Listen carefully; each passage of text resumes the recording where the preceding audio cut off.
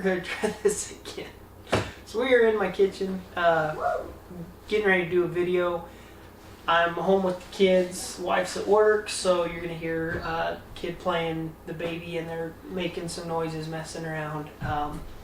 And I'm in the kitchen, one, because the lighting's a little better, and two, because I can actually look out, keep an eye on them. Same with my recurve setup video. I've got the phone down here recording or controlling the camera, recording me, so if you see me reaching down and doing some stuff, I'm adjusting focus or zoom. Same with the recurve video again. But a little bit of background on me. So I started muzzleloader hunting, went to archery after about 4 years. I have almost never hunted with a rifle. I've antlerless elk hunted.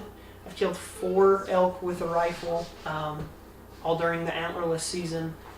I packed this during the rifle bull elk season last year because I had a multi-season tag, but I'd already killed my bull during archery, so I was hunting cows again. So I don't hunt with a rifle hardly ever. And actually, all the elk have been killed with my 25-06, not this gun. But anyways, I've kind of decided I'm going to try something different. We're going to try and document it all for the YouTube for fun, but we're going to try and turn this 300 Win Mag into a 1,000-yard gun or more. Just kind of going to play around and see. So what we've got, this is a Remington 700. Sorry, I'm going to zoom out just a little. I'm standing up off my chair. So this is Remington 700. I don't know a lot about guns. We're going to highlight that right now. I really don't know jack about guns. I've learned more about guns in probably last week as I've been kind of planning this out than I've known in 30 years. So Remington 700, 300 Win Mag is long action, obviously, not a Winchester short mag. I traded some Jeep wheels and tires for this gun, but it is a very entry-level, affordable gun from what I understand. I got it with this rail. This is a Seekins rail.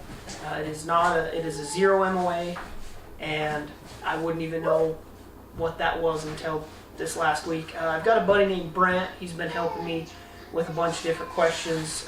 Actually went to his house, hand loaded some rounds for my 25-06. That is also going to be going through some changes, and just kind of bugged him about a bunch of different stuff with the guns. But so, like I said, this gun, you know, I got in a trade. From what I understand, they're pretty entry-level friendly, plus you can pick them up pawn shops, stuff like this. But what we want to do is I want to try and turn this into a 1,000-yard gun. These rings are going to be coming off. This originally had a 3.5 by 10 by 50 scope on here that I'd put on. That is what these rings are for, but the scope I'm going to is a 30mm tube, so those are coming off. I'm going to leave this rail for now. We'll try it out. Might need a plus 20 MOA later. I don't know. We'll figure that out when we get there. Nothing else has been done to this gun, though. This rail is the only thing that's been added. It's stock trigger, you know, no muzzle brake, anything like that. Yeah, there we go. Sorry. End of the barrel's a little out, but no muzzle brake, no anything like that. Yeah. Sorry, just trying to decide how it fits in the camera a little bit. Just go with like that. Anyways, I will eventually be putting a trigger in here is the plan. To get a trigger in here, we'll decide on the barrel later whether we thread it, cut it, change it. That's later down the line. The big thing with this is I'm trying to stay super budget friendly. I'm going to try and document it, and we're going to try and get still getting hit at 1,000 yards with this gun or more. You know, we'll see when we get there. Anyways, this rest I've got is just like a cheap lead sled. It's a Predator shooting rest MTM. So I got this, same thing, super cheap. Bought it used off somebody that wasn't using it. I traded for this gun, had the rail with it. I'm going to buy new rings for it. This scope that was on it will be going on my 25-06. My 25-06 was my dad's. He traded it to my grandpa, and then I inherited it when my grandpa passed. Had the same. Dad bought it in 84, I think's what the serial number brings up. But he bought it and traded it, and then I got it. But it had the same scope that my dad had put on it when he got it. So we're going to put this on the 25-06, and the original scope off the 25-06 is going to go on my inline muzzleloader because it's been open-sighted for a while. I tried a 1X scope, didn't like it, went back to open sight. So this has kind of created a big giant waterfall effect. So anyways, we're going to scoot this out of the way here real quick. But what we've got, sorry, I'm sure I'm not pointing the barrel at anything here, but so I helped a guy out on an elk hunt. He came out from North Carolina, and he hand loaded me a whole box for this 300. It took, unfortunately, I just didn't think about it. I bore sighted it with that scope, went shot, automatically went shot these that he hand loaded, and the gun was nowhere even close to where that bore sight had put it. So I actually shot 14 just getting it sighted in. Kind of really regret that. So we're not going to do that again. We're going to shoot cheap ammo first, get it pretty close, and then we'll switch to this. Then I'll go to my buddy Grant's, we'll chrono it, we'll type it all in, get MOA adjustments, things like that for this gun after the fact. So, you know, here's my ammunition that same thing. I didn't buy this. It was traded to me for helping a guy out with an elk hunt.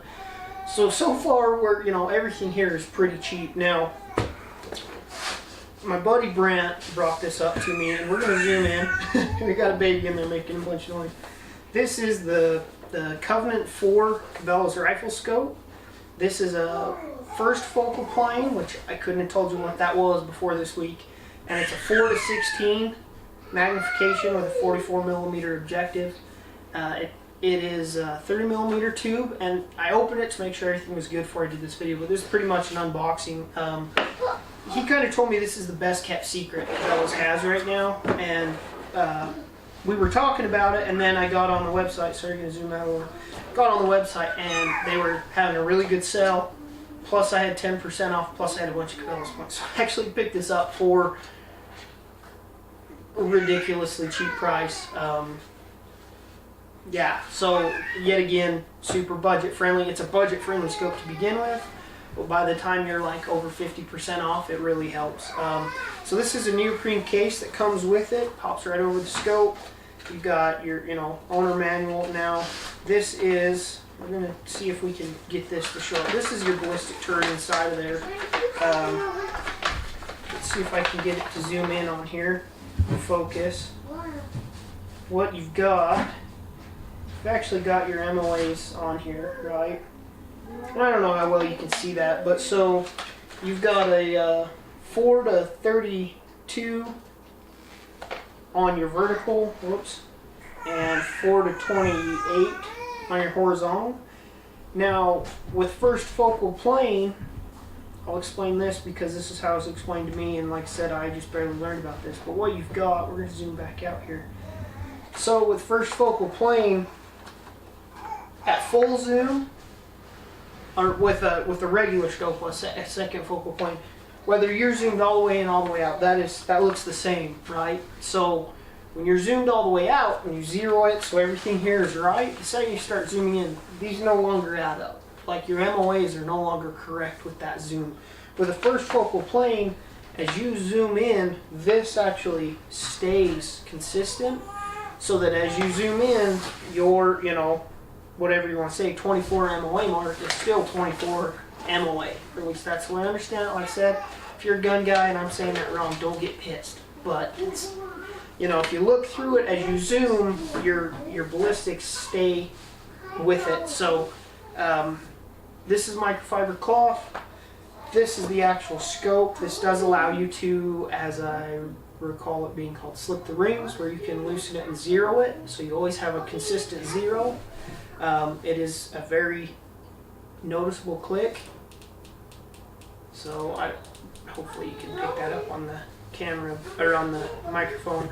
But you've got MOA clicks on both sides. You can zero both sides once you've got it sighted in. It does have the parallax adjustment, I believe is what this is called. You've got your 100-yard mark to your 1,000-yard mark. It's supposed to help with parallax, I believe. That is the correct term. I may be wrong. Like I said, it is a 4:16. Super excited. It is a 30mm tube, so I do have to buy new rings. It comes with a little sunshade. It comes with an Allen wrench. But The whole thing brand new, I think for the higher zoom is under 300. This is even cheaper, and like I said, I had Cabelas points and 10% off, plus it's 30% off already. I got it for kind of a ridiculously good deal. So budget-wise, so far we're really, I mean, you know, depending on how you consider it, time's worth money. You know, helping the guy on his rifle elk hunt, time's money. You know, I traded wheels and tires for this. It wasn't like those were free wheels and tires. I'd paid for them in the beginning. So, you know, it's not like I'm not into this money, but budget-wise, it is a very low-budget build so far. We're going to get rings for this tomorrow, hopefully. We'll get it mounted up, we'll get it bore sighted. I'm going to take out some cheaper nozzler, shoot it, get it close. We'll switch to this, and then once I get it zeroed, go to my buddy Brant's, and we will go through and actually chrono it, get everything typed into his program, figure out our MOA adjustments and everything like that. We'll start shooting it, see how far we can shoot, how good it shoots, see how this handles out of this gun. You know, it shot fine for me with the other scope, but obviously I'm taking this to another level of accuracy with this. I do plan to, like I said, swap out the trigger, and if we can hit still at 1,000 with just swapping the trigger and, you know, this setup, and hit still, thing is hit still consistently. You know, I don't want like 5 shots and one time it rang and, you know, it was the bottom left. At 1,000 yards, I want to be able to dial this in and, you know, group a nice group of, you know, 3 shots at 1,000 yards or more. It's really just going to be a fun little thing. You know, I've went from a compound down to a recurve. My range is now like 35 yards is my furthest range. So I don't really even have a plan to hunt with this too much unless, you know, I've got some really amazing out-of-state tag. You know, I really want to go sheep hunting, things like that. If I'm in grizzly country, yeah, packing a 300 is a good idea. But the big idea is just kind of have fun, just give me something different to play with and try out. So I did want to show off this Cabelas Covenant. Like I said, my buddy told me this is kind of the best kept secret. And I kind of have priced a lot of similar scopes, and there's nothing even kind of close to this price range. Vortex, you get into some of those others that are, you know, 10 times the price of this, 5 times the price of this, 10 times what I paid. But anyways, like I said, just a quick short beginning video of what it is, what we've started with, how we're going to put it together, and then we'll start filming as we're shooting it, building ballistics for it and everything like that. And hopefully we'll have the sound of some steel ringing at a real far range here soon.